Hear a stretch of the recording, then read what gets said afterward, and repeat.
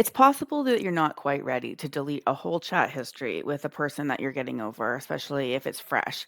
And I know some people are aggressive, like, sure, we'll delete everything, delete all the photos. I'm different. I have a bit of, I want to like document them in like the archives of my life somewhere. So sometimes for me, out of sight, out of mind is good enough for things like that. But one of the best life hacks I've found to remind yourself of how you feel on the inside about a person and how they've made you feel is to go into their contact on your phone and hit edit and rename them. So if let's just say their name was Bob, okay, hypothetically, you backspace Bob and you write something that's meaningful to you that will be helpful to see if that person ever texts you again.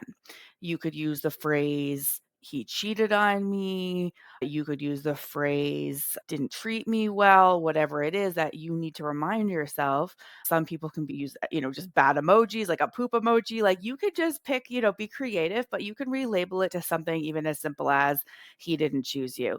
And that way, every time that they text you, if they do, those will be the words you see before you take in what they have to share via text. And not only that, if you ever do have nostalgia and go scrolling through your old chat history, well, at the top, it's going to be like, he's a dickhead as you're scrolling through. Be like, oh, yeah, he is a dickhead. So this life hack has worked for me so much so that it's almost like a ritual whenever I have an issue or break up with someone. I like rename it to be like, don't go back. And then, like, that way, if they're texting me from don't go back, I'm like, okay, there's clearly a reason I said that to myself one day. So, because sometimes when you get some distance from pain, you can forget about how someone treated you or how it made you feel. You can, heal. And I think if you rename it in their phone, you will at least be leaving yourself a note that's like, hey, watch out, don't trust them again.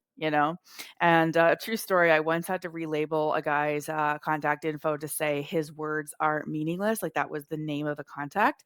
And then when he texted me something like, a couple of weeks later, something about missing me, whatever, I open up a text from his words are meaningless that said like I miss you. And I just kind of like scoffed to myself because I was like, that's kind of funny. It's like, hey, don't believe him, but this is what he said. So it's a helpful reminder from you to you in times when you're stuck. So